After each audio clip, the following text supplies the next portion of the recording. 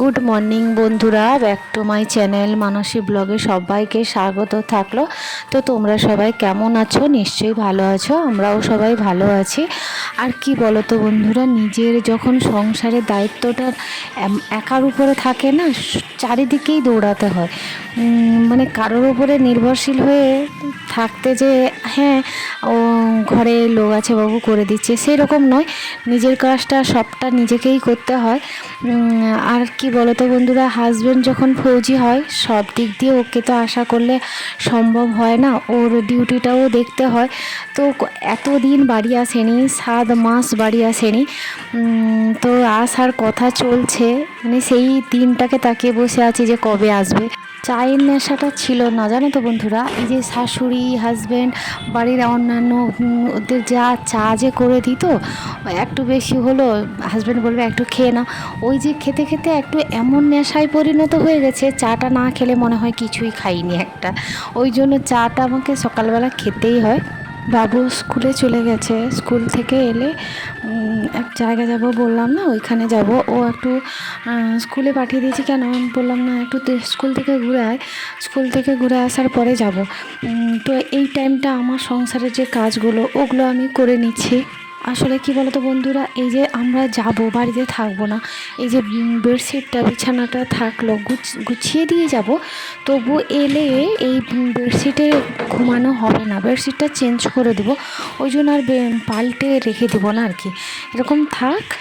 আর সে একটু হালকা বালিশ ফালিশ ওইগুলো মাঝখানে রেখে দিয়ে যাব। আসলে রুমে কেউ না থাকলে ওই রকম রাখতে নেই, কথাটা আমি শুনেছি। তো ওই জন্য আমি ওইভাবেই রেখে দিয়ে গুছিয়ে দিয়ে যাব। আর এলে কি করব, বেডশিট বালিশের কভার এগুলো সব চেঞ্জ করে দেবো, আবার নতুন কিছু পাতিয়ে দেবো। কেন ওইগুলোতে আর ঘুমাবো না। আসলে কি বলতো বন্ধুরা, এই যে সময়ের সাথে ব্যস্ততা, কাজের মধ্যে দিয়ে যে দিনগুলো চলে যায়, তো সময় ঠিক কেটে যায়। আর এই যে মানুষটা এতদিন বাড়িতে আসেনি, মনে হচ্ছে যে যখন আসার সময় হয়ে গেছে, তো তখন মনে হয় যে এই মনে আজকেই এসে যাবে। আজকে যখন যত মাস এগিয়ে আসে তত মনে হয় যে আর বেশি দিন নেই, কাছে চলে এসছে। অধৈর্যর মতো একটা লাগে না, যে মানুষটা এতদিন বাড়িতে নেই, আসছে বাড়ি আসছে। তো এটা একটা মনের ভিতরে খুব আনন্দও চলে, বাড়ির সবার বলতে পারো। মানে 7 মাস নেই তো বাড়িতে, ওর যে মানে ইয়েটা কী বলবো তোমাদের, কীভাবে বোঝাবো। মানে একটা বলে না যে ঘরের কর্তা, মানে ঘরের একজন মেন কর্তা বাড়িতে যখন না থাকে, তখন একটা বুড়ো শাশুড়ি মা, তার মা, স্ত্রী বলো বোনরা বলো সবাই তাকিয়ে বসে থাকে না যে কবে আসবে। সব কাজ গুছিয়ে দিয়ে যাচ্ছি কেন বলো তো বন্ধুরা, এবার সংসারের কাজগুলো গুছিয়ে দিচ্ছি, দুপুরে রান্না বান্না নেই। তো এই জন্য আমি বললাম যে দুপুরে যখন রান্না বান্না করতে হবে না, তো আমার বিছানা আর রুম বলো সাফ সাফাই ঝাড়ু লাগানো ওগুলো সব কমপ্লিট করে দেবো। তারপরে রান্নার কাজটা তো সব থেকে বড়ো কাজ, ওগুলো যখন নেই, তো ছেলে স্কুল থেকে এলে বেরিয়ে যাবো আর কি, ওই রকম প্রোগ্রামে আছে। এই যে আমাদের ব্যস্ততার মধ্যে কেটে যায় কাজকর্ম, ব্যস্ত যতই ব্যস্ত থাকবে ততই এতটা মন খারাপ হবে না, এইভাবে দিনটা আমাদেরও কেটে যায়। যখনই খুব মন খারাপ লাগে, তো তখনই কী করি, নিজেদের আত্মীয় স্বজনের বাড়ি থেকে ঘুরে এলেও মনটা অনেকটা ফ্রি হয়ে যায়। তো আমার এই যে বাবার বাড়ি বলো ননদের বাড়ি বলো, এখান থেকে ঘুরে এলেও সবার মধ্যে একটা বলে না, লোকজন বেশি থাকলেও কথায় কথায় দিন কেটে যায়, কথা বলা একটা সময়টাও কেটে যায়। ঝাড়ুটা লাগিয়ে দিচ্ছি কেন, আমার রুমটা ঝাড়ু লাগানো করে মোছাটাও লাগিয়ে দেবো।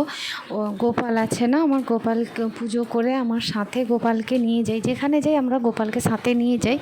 আর যেখানে নিয়ে যাওয়া সম্ভব হয় না, সেখানে কি করি, বাড়িতে যদি কেউ থাকে সেবা করার জন্য তো রেখে দিয়ে যাই, আর যদি কেউ না থাকে তো বাবার বাড়িতে রেখে দিয়ে যাই।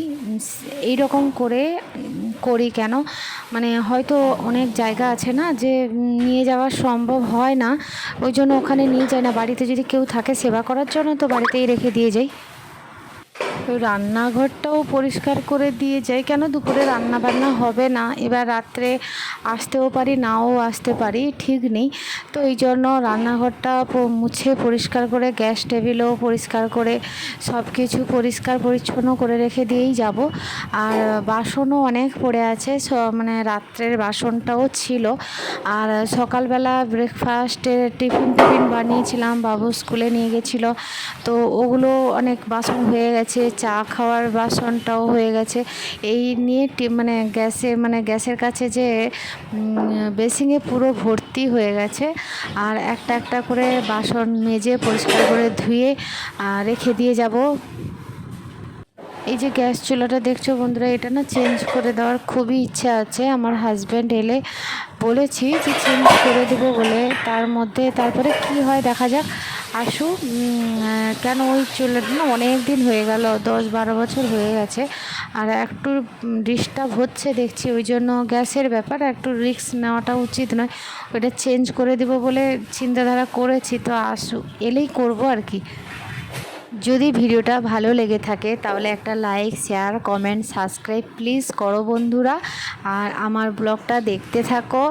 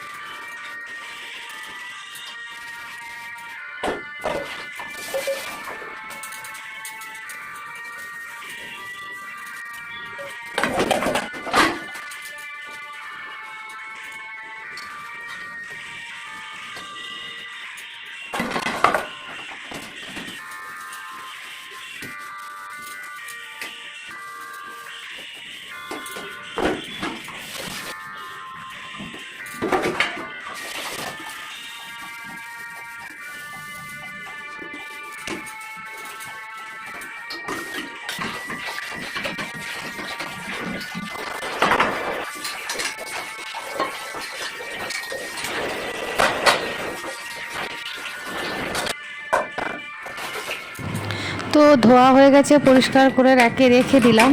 র্যাকে একটা একটা করে থালি, প্লেট সব সাজিয়ে গুছিয়ে রেখে দিলাম। দেখো বাবার বাড়িতে চলে এসেছি, খেতে বসছি, আর মা সবজিগুলো তুলছে।